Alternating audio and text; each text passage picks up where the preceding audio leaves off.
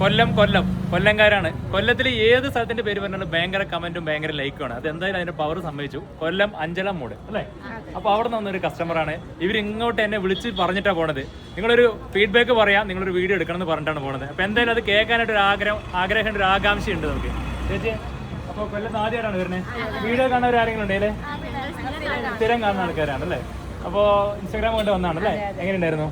അടിപൊളിയായിരുന്നു. നമ്മൾ വിചാരിച്ചതിൽ നമുക്ക് ഭയങ്കര ബഡ്ജറ്റ് ഫ്രണ്ട്ലി ആയിരുന്നു. പിന്നെന്താ, കസ്റ്റമർ സർവീസ് അടിപൊളിയായിരുന്നു. സിന്ധു ചേച്ചി പ്രത്യേകം എടുത്ത് പറയണം. ചേച്ചി നമ്മുടെ കൂടെ നിന്ന് എല്ലാ രീതിയിലും ഹെൽപ്പൊക്കെ ചെയ്തു. പിന്നെന്താ, നല്ല അഫോർഡബിൾ ആണ്. അതാണ് നമുക്ക് എടുത്ത് പറയേണ്ടത്. അതാണ് ഞങ്ങൾ ഇത്രയും ദൂരം ഇവിടെ വന്നത് തന്നെ.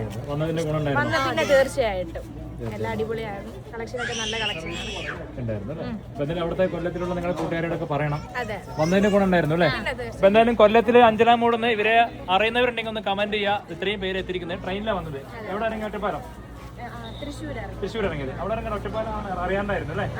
ശരിക്കും ഒറ്റപ്പാലം ഇറങ്ങേണ്ടതാണ്. ഇതാകുമ്പോൾ 50 കിലോമീറ്റർ ചുറ്റിയാണ് ഒരു വന്നിരിക്കുന്നത്. അപ്പൊ വീണ്ടും തൃശ്ശൂരാണ് പോകണം അല്ലെ? ഇവിടെ തന്നെയാണോ?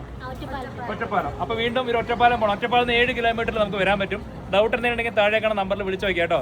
അപ്പൊ ഇത്രയും പേരൊന്ന് കാണാം. ആ അറ്റം മുതലേ ചേട്ടൻ എല്ലാവരും കാണാം. ഇവരെ പരിചയമുള്ളവരുണ്ടെങ്കിൽ കമന്റ് ചെയ്യാം കേട്ടോ. എവിടെയുണ്ട് അച്ഛനമ്മയൊക്കെ ഒരുപാട് പേരുണ്ട്. ഇത് നല്ല നോക്കിയാലോ അമ്മ? സന്തോഷല്ലേ? കൊല്ലംകാരാണ്. അമ്മയാണ് കൊല്ലംകാരാണെന്ന് പറയണത്. കൊല്ലംകാരെ സ്നേഹിച്ച് കൊല്ലുന്ന് പറയുന്നത് കേട്ടിട്ടുണ്ട്. ഇപ്പോഴാണ് അറിയണത്. ഒരുപാട് പേര് സ്നേഹങ്ങൾ ബേക്കിൽ അച്ഛനമ്മ എല്ലാവരും ഉണ്ട് അല്ലേ? എന്തായാലും നല്ല അടിപൊളിയാവട്ടെ. ഞാൻ പ്രത്യേകം പ്രാർത്ഥിക്കാം കേട്ടോ.